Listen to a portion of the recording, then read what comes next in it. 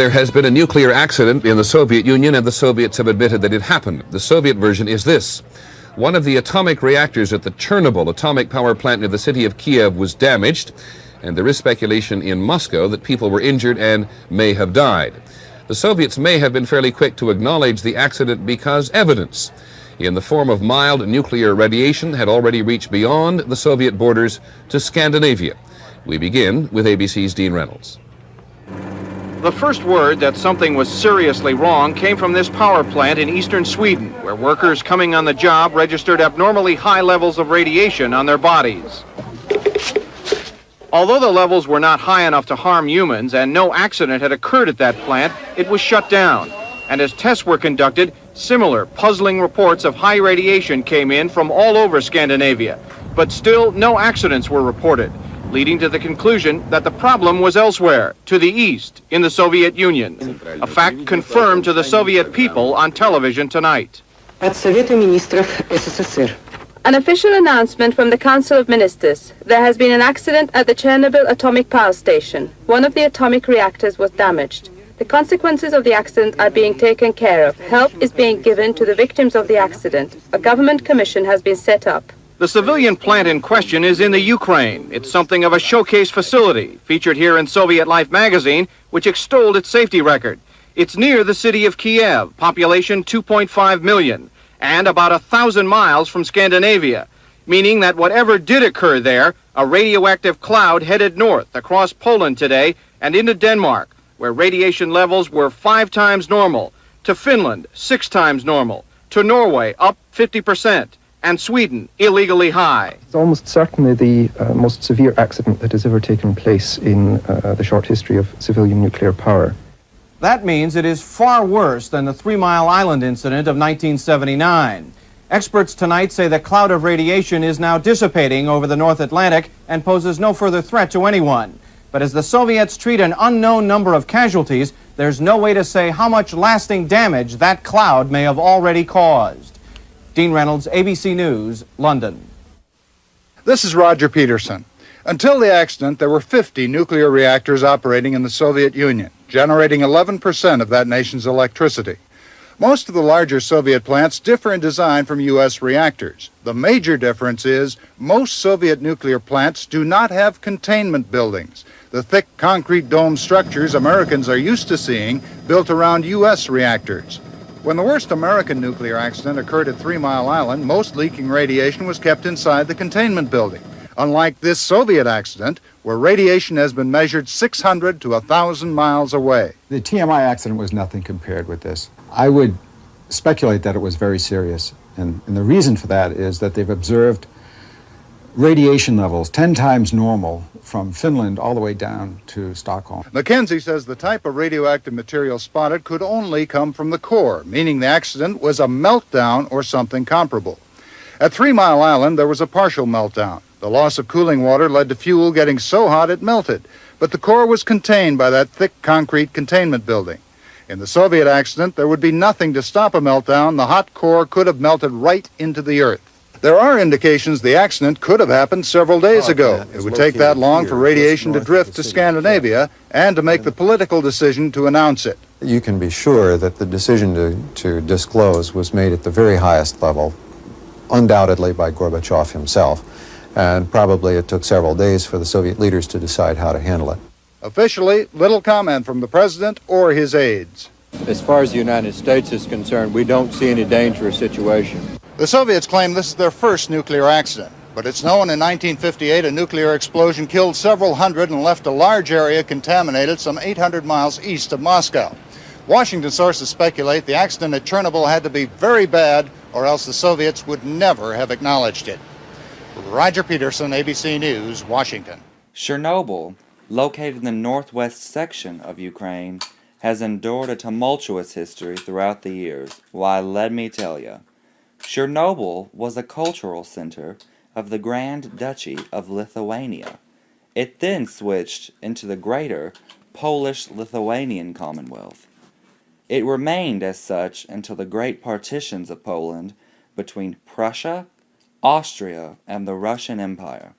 The area containing Chernobyl was annexed into the Russian Empire by Catherine the Great in the early 1790s. The area was greatly depleted during the Polish-Soviet War of 1819 to 1920, being sacked painfully and unmercifully by both armies until it finally ended up as a part of the Ukrainian SSR, a facet of the greater and far larger USSR, or the Union of Soviet Socialist Republics. The area, much like all of Ukraine, suffered greatly during the man-made famine implemented by then-Premier Joseph Stalin for his particularly negative feelings towards the Ukrainians. The Second World War did not see a very good point for the Ukrainians either. However, even all of that could not have possibly prepared them for what would have happened on April 26, 1986. The Chernobyl nuclear disaster occurred largely because of deficiencies in the design and materials of the reactors in the plant.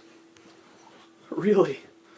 The plant used the RBMK reactor type, which means a high-power channel type reactor. This design type is riddled with safety flaws. It's like... Dylan, you're actually recording. I'm aware of that. The American physicist and Nobel Prize laureate Hans Bethe said that the RBMK reactor were, quote, fundamentally faulty, having a built-in instability, end quote. This instability leads RBMK reactor to lose its coolant under certain circumstances, increasing the reactivity speed and temperature of the reactor instead of shutting itself down. In addition to this, reactors in the Chernobyl nuclear power plant did not have certain protection standards that would have been required by American reactors, because, as in every circumstance, America is just better. Jesus Christ.